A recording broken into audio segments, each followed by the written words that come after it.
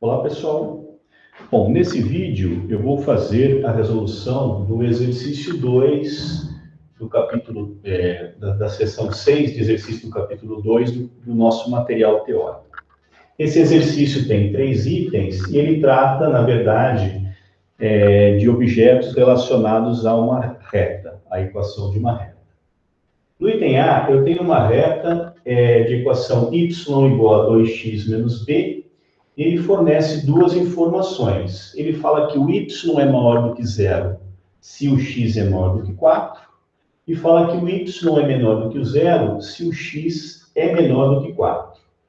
E, então, ele pede, a partir dessas duas informações, quanto vale o b.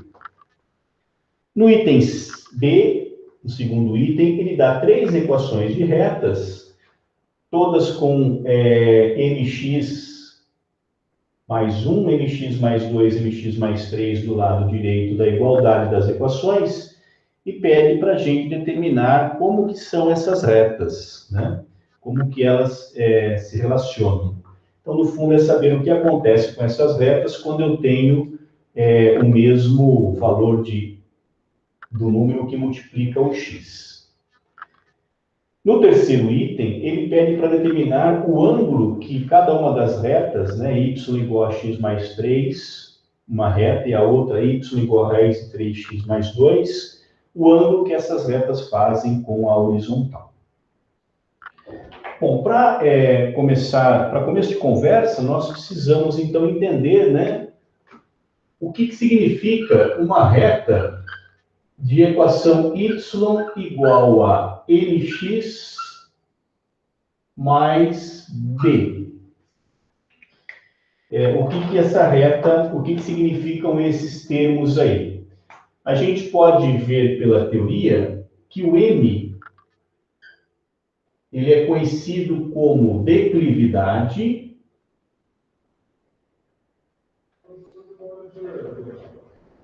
ou também como coeficiente angular.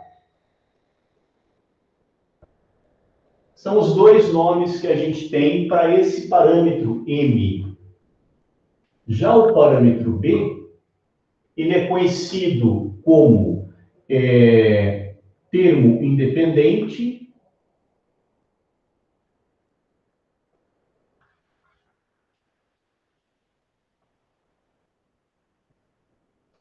ou também como coeficiente linear.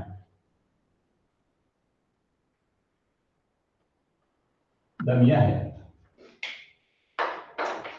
E o que significa, né? Qual é o efeito que esses dois números têm aí na minha equação da reta? Né?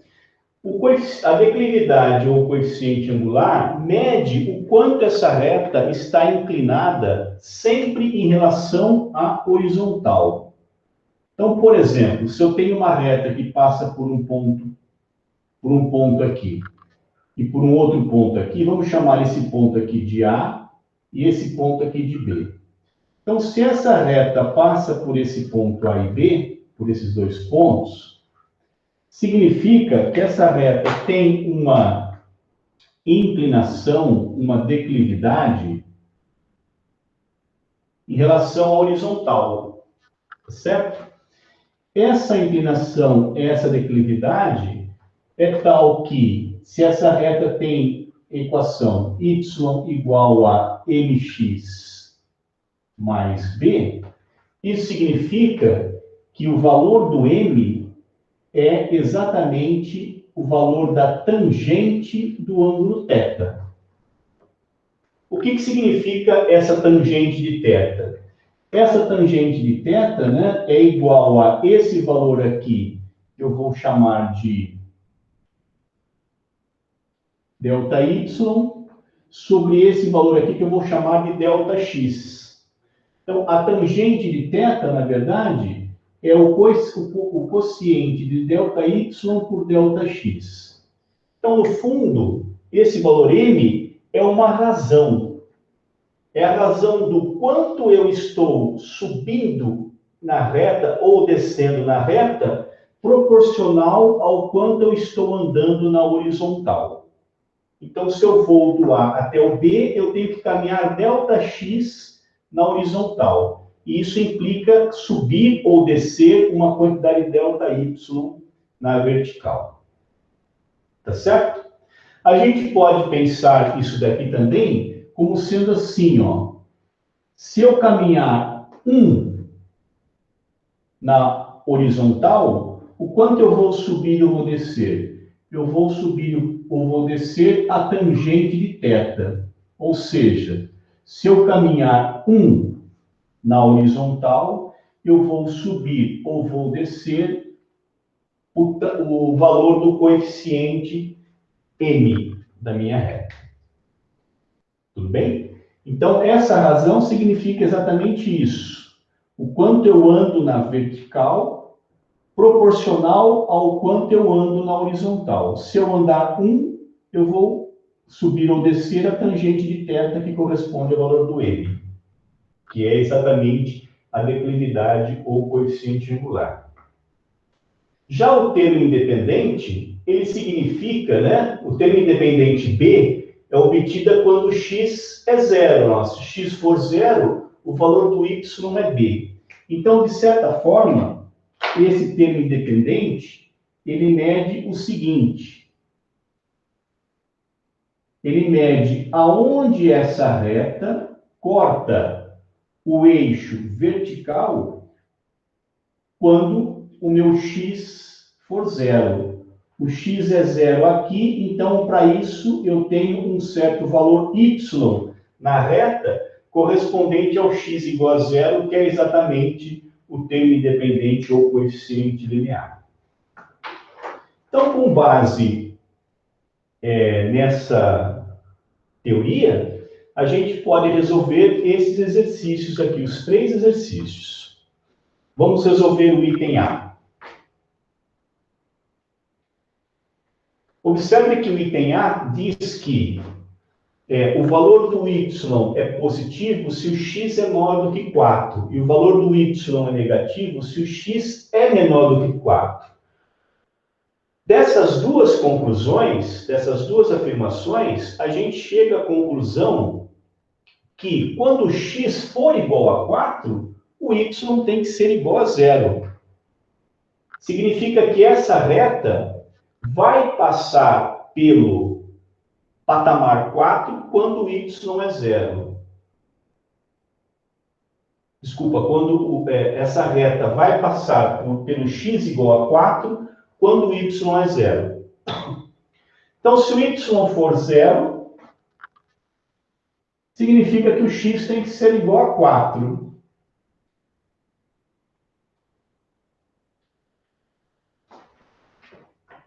Logo, a gente chega à conclusão que o b tem que valer, então, 8, para que essa equação seja verdadeira, porque 2 vezes 4 dá 8, menos 8 é zero. Então, b igual a 8.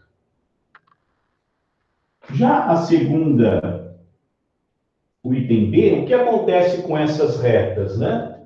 Bom, como essas retas possuem a mesma declividade, o mesmo coeficiente angular, essas retas, elas são paralelas.